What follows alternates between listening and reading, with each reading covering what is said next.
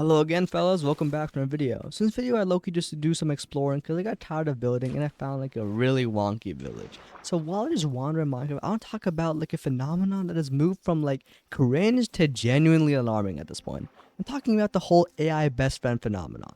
So pretty much last year, having an AI companion was like a niche thing, something you like joke around with. But now, like, it's just everywhere. Like companies are marketing like these AI tools as like a cure to loneliness, like a pocket best friend. Like Snapchat has their AI, Insta AI, and now there's character AI, like all sorts of like AI that pretend to have a personality. And now we have agentic AI that doesn't just like talk to you, but like it plans your life, like texts people for you, and like tries to replace your personality. So first, I want to talk about the illusion of intimacy. Because the first thing we have to understand is that we've moved, past beyond simple chatbots. That ain't the case no more. Because the AI companions in 2026, they're programmed with something called like anthropo. So I'm not going to try to pronounce it, but this is the word. I learned it in AP Environmental Science. And pretty much this word says that it's like the fancy way of saying the developers are intentionally giving like these bots like quirks or like characteristics to trick your brain into thinking they're actually alive. Like for example, an AI might, apologize for like a mistake or tell that it missed you or something. Like an AI does not feel no longing, it has no emotion, and it does not give a crap about you. It's really like code. It's just like a math equation pretending to hash a personality to keep you engaged. And the scary thing is that it's working. Like according to recent surveys, like a large percentage of teens have tried AI companions, obviously including me, and over half of them use like these companions like regularly. Like, I know many people, including my own friends in my own circle, they use AI to vent, to practice social skills, to get homework help. Okay, well, that's pretty common, honestly. But they also share secrets with these AI because they're often too scared to tell real humans, they're too shy, or they want like a judgment-free zone. But like, here is the thing, because these bots aren't built to be your friends. Like, they're engineered to like, monetize you, and oftentimes, like, they are trained based on what like you tell them. So I want to talk about the term AI psychosis, because there's like this term called AI psychosis being thrown around by researchers, and pretty much just what happens when the human brain gets stuck in like a feedback loop with a machine, pretty much. Because these bots, like oftentimes, like ChatGPT, Gemini, they're designed to be like pleasing and non-judgmental, and they create a false sense of reality to a person. Like they validate everything you say, even if like a bad idea, a terrible idea. Like if you tell that to a real person, like your parents, like your best friend, they'll probably tell you that you're an idiot. But an AI, it'll tell you that you're a misunderstood genius, and this creates like an illusion where like the bot starts reinforcing delusional beliefs. Like researchers have like seen cases where like users started believing that their AI is like a deity or a higher power. Like you can find these on Reddit and like the news. Like it's getting like pretty insane. And there's even been cases where like people have been driven to like end themselves because of AI like causing delusions in them. And here's the thing, when you spend like 10 hours a day talking to a bot that is programmed to never disagree with you, to never question your beliefs, you start losing the ability to interact with like real humans who will criticize you. And that's just the danger. And now let's talk about the commercialization of loneliness. Because let's look at friendship. Like if you have a real friend, if you think of it like a business, the transaction sorta is like mutual respect and shared experiences. Like it's free. But if your best friend is like an AI, AI model or an app, the transaction is your data and your attention. And here's the thing, these companies, like these AI, big AI companies with pushing these models, they want you to be lonely. If you're lonely, you're a better customer. Like a real friend will probably talk to you in real life, go for a walk. Like I've done that with my own homeboys. Like I try to be a good friend to my friends.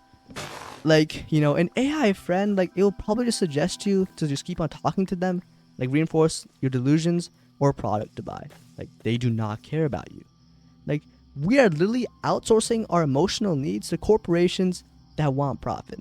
Like, imagine having a friend who's legally required to like try and like sell you something or like, gather your data to train them even more. Like that's just dangerous. Like come on. And now let's talk about the agentic nightmare, because agents, that is the new buzzword now in 2026. Like An agent, it's more than like an AI that you just talk to, just chat with. It's like an AI that acts on your behalf, like that can do like autonomous actions. Like I would say the biggest example of this is like with code, like Claude, like Codex, like apps that can build whole like they can just code a bunch of stuff. Like it's pretty insane what they can do. Like they do it completely autonomously. And I know that on Google Chrome, Gemini has like integration where it can literally like do stuff like book hotels. It can like perform actions in your browser for you. I mean, I tried it out. I will admit, like it was kind of cool seeing Gemini being able to like do stuff in my browser, but there's a limit to all things, of course.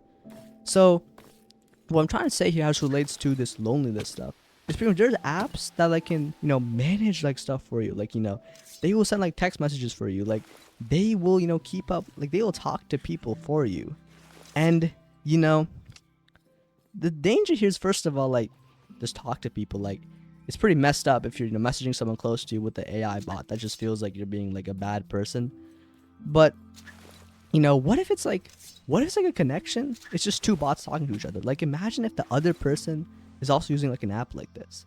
Like if my bot sends like a heartful message to someone else and the bot replies on their end with another like grateful response, like nothing happened. Like it's just like social lives being turned into scripted plays. Like I just realized like that sounds like really funny thinking about it in my head, but the fact that this could be a reality is often scarier for me.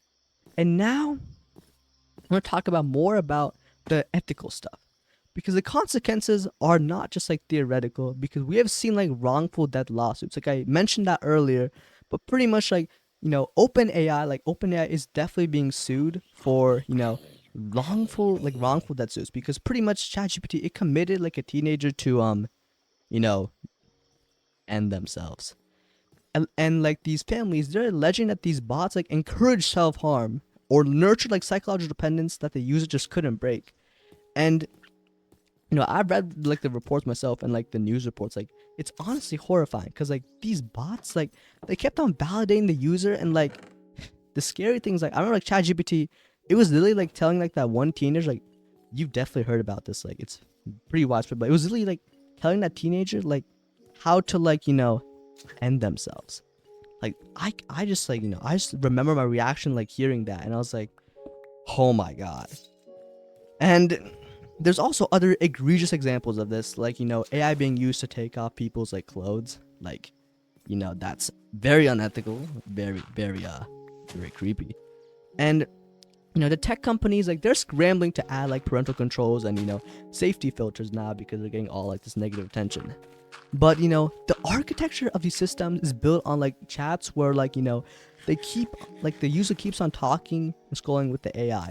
Like they want intimacy, because intimacy is the ultimate like data point to them.